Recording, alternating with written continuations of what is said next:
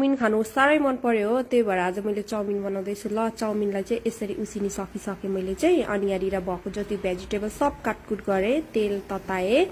अनि त्यहाँदेखि तेल तताएपछि चाहिँ मैले लगाइदिएँ प्याजलाई पनि यसरी लगाइदिएपछि चाहिँ मजाले चलाई एकछिन बनाउनु पर्ने हुन्छ। अनि मटर त छुटाउनै भएन है, चाउमिनमा त यति धेरै मिल्छ मटर, झन् गेडागुडी लाएर धेरै भेजिटेबल लाएर बनाएको चाहिँ मलाई एकदमै धेरै मनपर्छ है। अनि यसरी एकछिन चलाई मजाले मैले बनाएँ।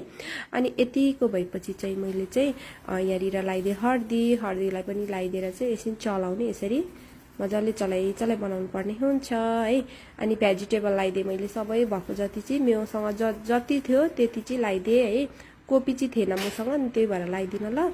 अनि भएको जति यति चाहिँ लगाइदिएँ। अनि मलाई फेरि कस्तो मनपर्छ क्या यसरी बनाएको चाहिँ। आफ्नो हुन्छ नि त तरिका बनाउने, तर मलाई चाहिँ भेजिटेबलले धेरै लाएर बनाएको चाहिँ मनपर्छ। अनि यसरी चलाई एकछिन मजाले बनाउनु पर्ने हुन्छ। अनि मैले यहाँ तपाईँहरूलाई सेयर गर्नु मन पर्यो क्या मैले कसरी बनाउँदो रहेछु भनेर, अनि त्यही भएर चाहिँ मैले सेयर गर्दैछु। चाउमिन मसला, नुन अनि रङ खुर्सानी पनि लगाइदिएर चाहिँ मजाले यसरी चलाई एकछिन बनाउने। अनि चाउमिन लगाइदिएँ यसरी।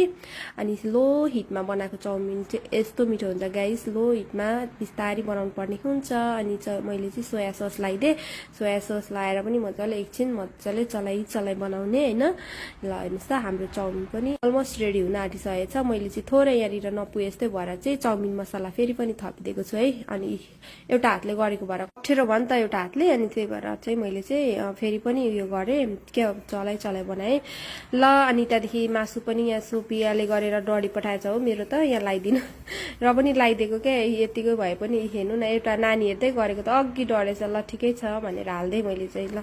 अनि आजको चाउमिन चाहिँ मैले यसरी नै बनाएँ, हजुरहरू पनि बनाएर खानु होला है त।